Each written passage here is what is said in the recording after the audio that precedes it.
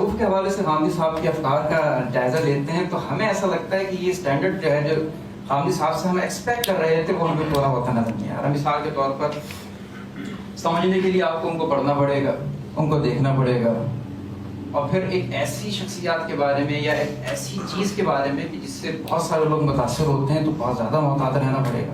ہم یہ اسٹینڈرڈ دیکھتے ہیں اور جب وہاں پر ان کا جو ہے وہ ایک ان کی رائے دیکھتے ہیں تو ہمیں ایسا لگتا ہے کہ وہ اسٹینڈرڈ جو ہے وہ پورا نہیں ہو پا رہا.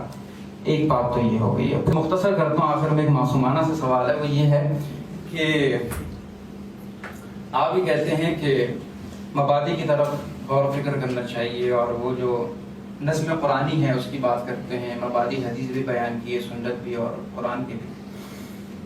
تو اب پھر آپ یہ بھی فرماتے ہیں کہ ڈیولپمنٹ ارتقائی مراحل میں جو ہے نا یہ معاملات ہوتے ہیں. تو معصومانہ سے سوال یہ ہے کہ 1200-1300 سال کے بعد یہ ارتقائی مراحل پورے مکمل ہوتے ہیں. مطلب یعنی جن کی بات کے اوپر آپ نظم قرآن کو اوتھینٹک مانتے ہیں, ان کی جو تشریحات ہیں نظم قرآن کے حوالے سے اس کا اوتھینٹک مانتے ہیں, لیکن ان کی جو آ رہا ہے 1200 سال سے چلی آ رہی ہیں, ہم یہ کہہ دیتے ہیں کہ وہ اپنے ارتقائی مراحل میں تھے. مطلب معصومانہ سے سوال یہ کہ ایسا کیا ہوا ان لوگوں کو کہ وہ سب کے سب غلط تھے اور آپ کے رائے کے اندر جو ہے وہ جو آپ سمجھیں گے وہ سب نہیں سمجھ سکتے؟ ہم لوگوں کو سب سے زیادہ اسی سوال کا سامنا رہتا ہے, بھائی یہ 1200 سال کے اندر اتنے بڑے بڑے لوگ پیدا ہوئے, ان کو یہ بات سمجھ میں نہیں آئی اور آپ لوگوں کو کیسے آ گئی؟ اور یہ سوال انسانی عقل اٹھاتی ہے, فطری سوال ہے. اس سوال کو جاننے کا, اس سوال کو اپروچ کرنے کے 2 طریقے ہیں.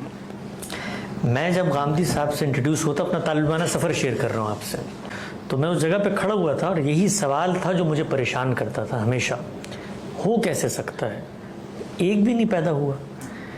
آج غامدی صاحب ہی آئے ہیں کہ جنہوں نے ایک نئی دنیا جو ہے وہ واقع کر کے آپ کے سامنے رکھ دی. تو یہ سوال لے کر دیانتداری سے میں ان کی فکر کی طرف گیا. ایک عملی اسائنمنٹ ہے چھوٹا سا, یعنی جس سے خود میری ڈیولپمنٹ کا آغاز ہوا اور اپنے باپ دادا کے افکار سے مختلف ہم نے بات کہنی شروع کی. ایک اسائنمنٹ ہے اور میں آپ سب کو یہ دعوت دیتا ہوں کہ کاپی اور قلم لے کر 2-3 دن کے لیے کمرہ بند کر کے وہ اسائنمنٹ کر لیں. دنیا میں کوئی شخص اگر اس اسائنمنٹ پہ مجھے مطمئن کر دیتا ہے تو میں یہ ماننے کو تیار ہو جاؤں گا کہ 1200-1300 سال میں کسی شخص نے بھی آج تک غلطی نہیں کی. بعض چیزیں ہوتی ہیں نظریاتی, آپ زبان پہ گفتگو کریں گے, آپ تہذیب پہ گفتگو کریں گے. بعض چیزیں ہوتی ہیں اطلاقی. قرآن مجید کے اندر وراثت کے قوانین اللہ تعالیٰ نے بیان کیے ہیں, لکھ کے بیان کیے ہیں, اور یہ کہہ کر بیان کیے ہیں کہ تم نہیں جانتے کہ کون بالحاظ منفعت تم سے قریب تر ہے, اللہ ہی یہ بات جانتا ہے اور اللہ نے حصے مقرر کر دی. ایسے ہی ہے, وہ حصے اللہ تعالیٰ نے لکھ دیے, وہ ریشوز کے اندر ہیں, فگرز کے اندر ہیں. 1/8 ہوگا, 1/4 ہوگا, 1/6 ہوگا, بیٹے کو بیٹیوں سے دگنا ملے گا. ایک سوال میں رکھتا ہوں, جو شخص مجھ سے پوچھتا ہے نا 1200 سال میں کوئی غلط نہیں ہو سکتا, ایک سوال ہے. قرآن مجید نے یہ بتایا اور میں نے اس سوال کو بطور اسائنمنٹ لیا اور اس کو سمجھنے کی کوشش کی. قرآن مجید نے بتایا ہے کہ کوئی عورت رخصت ہوتی ہے, اس کے ماں باپ بھی ہیں, تو دونوں ماں باپ کو 1/6 ملے گا. 12 روپے اگر کوئی چھوڑ کے مرا ہے تو دونوں کو 2 روپے مل جائیں گے, 1/6. اس کے بعد قرآن مجید یہ بتاتا ہے کہ اگر اولاد نہیں ہے تو پھر کیا حصے ہوں گے, اولاد ہے تو کیا حصے ہوں گے. اگر اولاد ہے اور شوہر بھی زندہ ہے تو اس کا حصہ قرآن نے بیان کر دیا 1/4 ملے گا اسے. 12 میں سے 3 روپے اس کو مل جائیں گے. ٹھیک ہو گیا. اس کے بعد قرآن مجید یہ بیان کرتا ہے اگر بیٹیاں ہوں اور وہ 2 یا 2 سے زیادہ ہوں تو انہیں کل ترکے کا 2/3 ملے گا. 12 کا 2/3 بنتا ہے 8 روپے. ترکہ ہمارے پاس بچا ہے 5 روپے.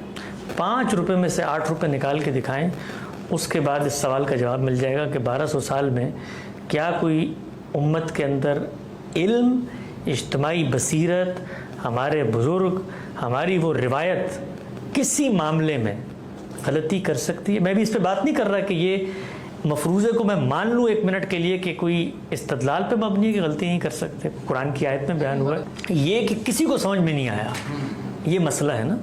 تو میرا سوال ہے کہ میں نے اپنی طالب علمانہ زندگی کا آغاز غامدی صاحب کے افکار کا اس عملی اسائنمنٹ سے کیا ہے.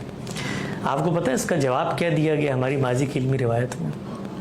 اس کا جواب یہ دیا گیا ہے کہ یہ جو حصے لکھے ہوئے ہیں قرآن مجید میں ان کے مطابق تقسیم نہیں ہو سکتی، لہٰذا ہم لوگ آگے بڑھ کے سب کے حصے کم کر دیں گے. اس کو اول کہا جاتا ہے. اہل تشیع نے بھی اس مسئلے کو حل کیا اور انہوں نے کہا کہ جن کے حصے مشروط ہوتے ہیں صرف ان کے کم کیے جانے چاہیے. آپ کو اگر میں موقع نہیں ہے اس وقت وہ روایتیں بتاؤں کہ خود تابعین نے کیا تبصرے کیے ہیں اس پہ، اور کہا کہ وہ خدا جو سمندر میں پانی کے قطرے اور کائنات میں درختوں کے پتے اور صحراؤں میں ریت کے ذرے گن سکتا ہے، وہ 1/6 اور 1/4 اور 2/3 کو نہیں گن سکتا. یہ عملی اسائنمنٹ ہے.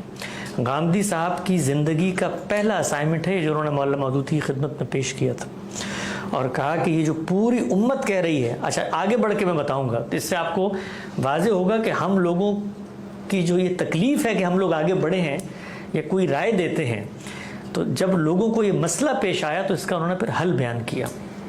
اور وہ حل جب آپ سنیں گے، اور یہ حل میں آپ کو کوئی ادھر ادھر کے عالم کی کتاب سے نہیں بتا رہا، ماضی کا علم اس حل کے اوپر کھڑا ہوا ہے. اور وہ یہ کہتا ہے کہ قرآن مجید میں جو حصے لکھے ہوئے ہیں ایک اور نسخہ بھی ہے، ایک اور قرات بھی ہے، اس میں اس سے مختلف الفاظ ہیں، اس میں اخ من الام کے الفاظ ہیں. لہٰذا یہ سورہ نساء کے اندر بیان کیے جانے والے حصے ہوں یا آخر میں بیان کیے جانے والے حصے ہوں، اس میں خیافی بہن بھائیوں کے الگ ہیں، حقیقی بہن بھائیوں کے الگ ہیں، اور یہ ہمیں فلاں بن فلاں کے پاس قرآن کا ایک نسخہ تھا اس سے ملتے ہیں. گویا اس نسخے کے تحت ہم اس قرآن کو منسوخ سمجھیں گے، تو پھر یہ جو بقیہ قرآن بچا ہے اس کو کس کے تحت تجدید سمجھیں گے؟ تو اتنے گمبھیر مسائل ہیں. جب کوئی ہم سے یہ کبھی گفتگو آپ نے ہم سے پبلک میڈیا پہ نہیں سنی ہوگی کہ ہم بیٹھ کے بتائیں کہ ہمارے ماضی کے علماء کی اس معاملے کے اندر کیا رائے ہے. آپ سوچیں کہ لوگ آئے ہیں اور انہوں نے کہا کہ حب انا کانا ابانا ہمارا، کہ آپ کہیے کہ ہمارا باپ گدھا تھا، اللہ نے حصے رکھے ہوئے ہمیں نہیں مل رہے، کیا کریں؟ تو کہا سب کے حصے کم کر دو. سوچ سکتے ہیں اللہ میاں کے بتائے. آپ اس وقت جائیے گوگل کے اوپر، پہلا لفظ لکھیے انہیریٹنس لاز آف قرآن. سب سے پہلے آپ کو ملحدین اور مستشرقین کے آرٹیکلز ملیں گے کہ کامیڈیز آف ایرر ان قرآن، وہ کہیں گے کہ اس قرآن کی افاقیت کی بات کرتے ہو، 1/4 اور 2/3 اور 1/6 کو جمع نہیں کر سکتے، اس خدا کی بات کرتے ہیں. تو یہ عملی اسائنمنٹ ہے اس سوال کے جواب میں جو آپ نے پوچھا کہ کیا ماضی کے اندر کوئی غلط ہو سکتا تھا، کہ یہ جو آج کی دور میں ایک نئی فکر پیدا ہو گئی، ہماری فکر کی بنیاد سمجھ میں آئے گی آپ کو. اور پھر ہم نے اس مسئلے کا وہ حل کوئی اس سے پیش نہیں کیا کہ خارج کیا سمجھے گا قرآن کے بارے میں، آؤ ہمیں خود تقسیم. خود قرآن کو جب آپ غور و فکر کا محور و مرکز بناتے ہیں، کیسے اس کی زبان فیصلہ کن اور قطعی ہو جاتی ہے. تو یہ ہے اس دوسرے سوال کا جواب. یہاں تک پہلے سوال کا جواب ہے آپ کے، صوفیہ حضرات سے ہمیں کوئی دشمنی نہیں ہے، بلکہ میں ذاتی طور پہ آپ سے عرض کروں کہ اپنی طبیعت، اپنے مزاج کے لحاظ سے جو کچھ تصوف کی عملی روایت نے ہمیں دیا ہے، ہم لوگ اس کے زیادہ قریب ہیں. خود غامدی صاحب اس کے زیادہ قریب ہیں. آپ ہمارا ادارے کا تعارف کھول کے پڑھیں جو 1983 میں لکھا گیا ہے، اس کا بنیادی نقطہ ہے جو غامدی صاحب نے اپنے قلم سے لکھا کہ اس ادارے کی بنیاد کا مقصد ہے کہ ایسی خانقاہیں بنیں کہ جہاں پر جائیں لوگ اور یہ سارا معاملہ ہو، جس کو ہماری تصوف کی روایت نے باقاعدہ ایک شکل دی، ایک جامع صورت دی ہے. تو ہم اس ٹریڈیشن کو انسانوں کے لیے فائدہ مند سمجھتے ہیں. جہاں پر اختلاف ہوا، وہ اختلاف برہان کا جو مضمون ہے، شریعت کے بارے میں، آخرت کے بارے میں، نبوت کے بارے میں، توحید کے بارے میں، ان 4 چیزوں کے بارے میں ایک اختلاف ہے. اس اختلاف میں ہم نے صوفیاء کے نقطہ نظر کو پریزنٹ کیا ہے، ہمارے نقطہ نظر کے مطابق جہاں پر وہ چیز پائی جاتی ہے. اس پریزنٹیشن کو دل آزاری پہ معمول نہیں کرنا چاہیے. جس طرح ہم اس بات کو کبھی دل آزاری پہ معمول نہیں کرتے کہ علماء کہتے ہیں کہ بھئی ان کی فکر تو گمراہی کی فکر ہے، یا معتزلہ کی فکر ہے، یا تجدد پسندی کی فکر ہے، یا چیزوں کو محدود کرنے کی فکر ہے. اس سے کوئی دل آزاری کی، یہ ایک علمی نقد ہے. اس نقد کو ریفیوٹ کرنے کا وہ طریقہ ہے جو انہوں نے اپنایا. ہم نے ایک بات پیش کی، ہمیں صوفیاء کی عبارتیں پڑھ کے یہ تاثر ملا، اور یہ تاثر بھی دین کی اہمیت کا تقاضا ہے کہ ہم بیان کریں. ہم اس کے مقابلے میں یہ تو نہیں کہہ رہے کہ صوفیاء کے مقابلے میں امام فرائی کھڑے ہیں، ہم کہتے ہیں توحید کھڑی ہے بھائی، نبوت کھڑی ہے، رسالت کھڑی ہے، آخرت کھڑی ہے، شریعت کھڑی ہے.